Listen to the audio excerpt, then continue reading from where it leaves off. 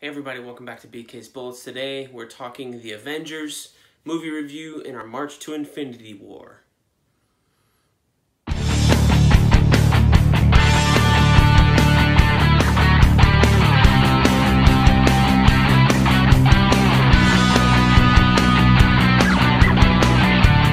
Hey everybody, welcome back to BK's Bullets. As always, I am your host, Brent. We're back here in the man cave to get out a quick movie review of some Marvel movies. Been trying to keep up week after week with the Marvel March to Infinity War thing that we've been doing. I'm sorry I've been late on a few of them, but we're going to 3 right here. We're going to do Avengers, Iron Man 3, and Thor the Dark World. And after that, we'll be caught up, and hopefully we'll be weekly after that. So let's get right to it. So the Avengers, this came out in 2012. This was directed by Joss Whedon, who, if you didn't know, did Buffy the Vampire Slayer and Angel and things like that, and a pretty good, snappy, comebacky television writer and showrunner up to that point. I think he directed the Serenity movie that came out and Firefly. Did some episodes of that, but that's what he's known for, and he was hired to do the Avengers. I guess Favreau had decided not to do it, decided it was too big of a project after he was doing Iron Man 1 and 2.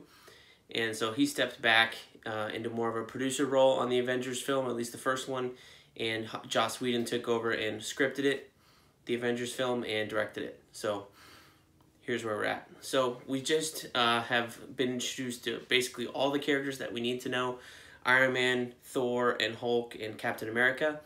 So at this point in time, we're ready for the Avengers film, and that's what we got. So this movie is sometimes hailed as one of the best Marvel movies and still the best Marvel movie.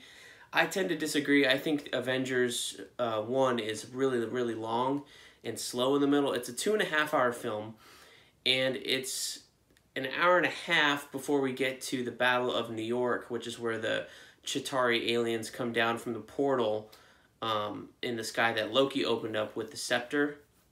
And inside the scepter, I think, is the Mind Stone. Anyway, and that battle is a great scene, and it's about an hour to 45 minutes long. But I just feel like getting to that point is a little too long. So that's kind of where I'm at. But quick plot recap. So we open up, and they're doing experiments with the Tesseract, which is the cosmic cube from Captain America, which we had just seen in that movie, and they're opening up portals into space. Now, the Tesseract, we come to learn later, is the space gem, which makes sense because it opens up portals in space, is basically all it does, right? They use the power source and stuff like that in weird ways in Captain America for the weapons, but the Tesseract by itself, the space gem by itself, does open portals in space. So that's what it does. So they're doing that. We're introduced to Hawkeye, again, after seeing him briefly in Thor. And very quickly, Loki comes through the portal from the Tesseract that gets opened up, and Dr. Selvig is working there from Thor. Anyway, Loki comes through, has the scepter, starts touching people in the chest with it, and basically it's like mind control to them. So we later on learned that there's another Infinity Stone in that scepter he's got, which is the Mind Stone, which is why he's able to take control of people's minds. So he takes control of Hawkeye, Dr. Selvig, and a few other people, and they escape basically with the Tesseract. And they start doing their research there. And we're trying to figure out why Loki wants the Tesseract, or the Cosmic Cube, and how to get it back from him. So they start to form the Avengers. They call... Captain America's already awake, so they call him. They call in Dr. Banner because they're using gamma radiation to track the Tesseract and find out where it's at. And then they also call in Iron Man because he needs to work with Dr. Banner. So those three are kind of the backbone of our heroes, right? And then we have Black Widow kind of ironing people out, evening out the team and stuff like that. So she goes and gets the Hulk and brings him to the helicarrier, and that sequence is really cool. You see Black Widow for the first time, I think, in this... No, not the first time, but with the short hair in this movie. She's on a mission with some Russians, and, the Russians think they've got her, but she's playing them. There's a whole, chair fight sequence thing where she's, tied to a chair and leans back and kicks some guys and then gets up and, whips the chair around and stuff like that. Anyway, so they're on the helicarrier when Hawkeye and No, I'm sorry. They go to Loki first. He turns up in Germany, trying to figure out how to do something with the Tesseract. It's all about the Tesseract. It's kind of like, it's not that important, really. Anyway, so Iron Man shows up, and Captain America shows up. They get Loki somehow, and they take him back. They're taking him back to the helicarrier when Thor comes down and lands on top of their Quinjet, takes Loki out of their possession, throws him on the ground. You have Cap, Iron Man, and Thor all fighting together. And while it's a cool scene, I don't really know that like we needed it.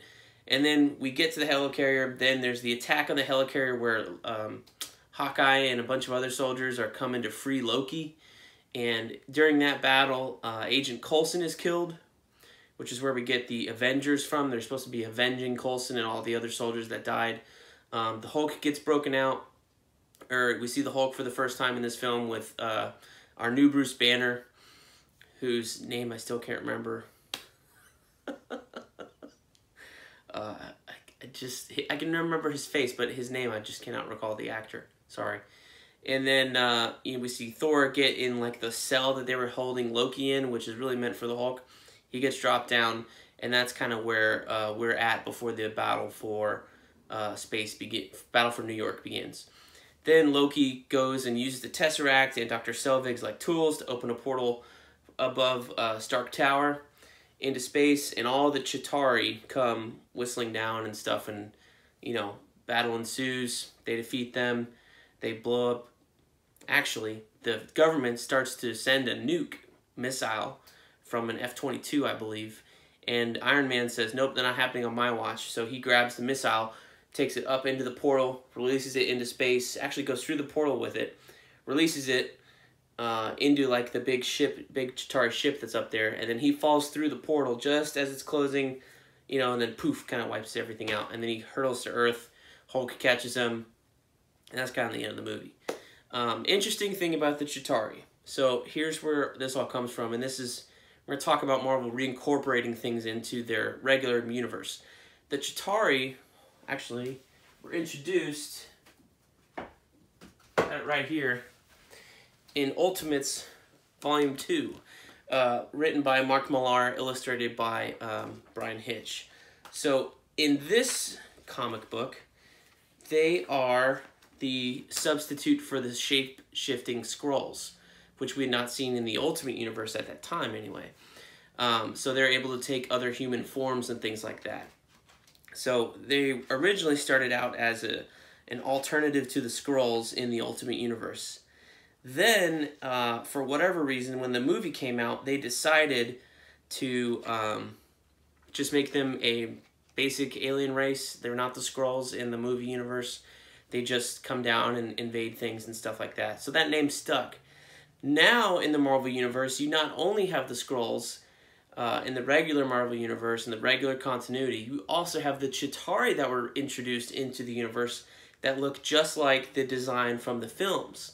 So Marvel took something from the films that was altered from their comic books and then reincorporated what the films had made it back into their universe. They do this a lot with vehicle designs and character designs, and the Chitauri most of all. And I don't know, I don't really care for it. I'm like, just, leave it in the films. You don't have to introduce a new alien race that doesn't do anything other alien races haven't done before in your universe. So, whatever. But anyway, so I think The Avengers is a really good film. It is really funny. It is really easy to watch, but that 2-hour time limit is just killer, I think. I think we could have lost maybe some time when they're in Germany, or the 3-on-3 fight scene between Iron Man, Captain America, and Hulk over Loki. Anything in the helicarrier, I think, was actually the helicarrier battle where they're like trying to fix it. Just takes a little too long, I think, and you cut a little bit from all those pieces, you'd have a nice 2-hour movie, and you'd be in and out in 2 hours. And I think that's really where these superhero films need to be. Too often you get these superhero films that are 2.5 hours long. This one's long. Avengers Age of Ultron is long, and I think Infinity War is going to be long as well. Not to mention it seems like all the DCEU films are 2 hours, 10 minutes, 2 hours, 20 minutes, 2.5, 2.5, 2.5, etc., etc. And it's like, oh man, At some point, you need to cut down the story, I think, to get it under 2 hours. That's me.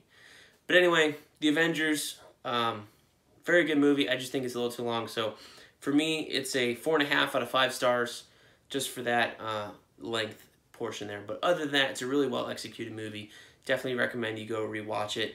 At least that and Age of Ultron before you get to Infinity War. Also a note about The Avengers. What's interesting there is that, oh, this is a good example. The aspect ratio on the Avengers film is the only Marvel film, I think, to date that uses the full 16:9 aspect ratio. So I got this trade paperback just to illustrate my point. So 16:9, this is like the entire page, right? It fits your widescreen TV to a T. There's no letterboxing or anything like that. All the Marvel films up until this point have been the wider aspect ratio, the movie aspect ratio, as opposed to like the TV one. All the TV shows you watch are in the full 16:9. All the movies so far up until this point were letterbox, where you'd only get this much image. Now, in a proper movie theater, that might make more sense because you're watching it on a big screen, and therefore, ideally, the image is wider, etc., etc. I kind of don't understand it, but you can kind of tell watching the first part of the movie with the Tesseract attack and stuff like that. It's almost as if they were shooting it in the widescreen ratio, because sometimes they're a little too close on people's faces, which makes me think that they shot the very beginning in widescreen and then later cropped the image to like here and here, and that's why it feels so close. It feels like there's image missing on the side of it or something like that. And then later on, as they went through filming and adjusted it, they kind of pulled the camera back a little bit to kind of get that whole feel. But no other Marvel movie after that has been in that same ratio. Every other Marvel movie's been in this, cropped widescreen ratio. Just a fun little interesting fact. It's purely a director's choice, but I'm interested to see, or maybe one day to hear why that was done, or maybe why it was never done again, things like that. So, fun and interesting thing about the Avengers. So, there you go, Avengers for you. Hope you enjoyed. Please like, comment, and share down below. And let me know what you think of the movie. Let me know what you thought of the video. And I will see you guys in the funny pages.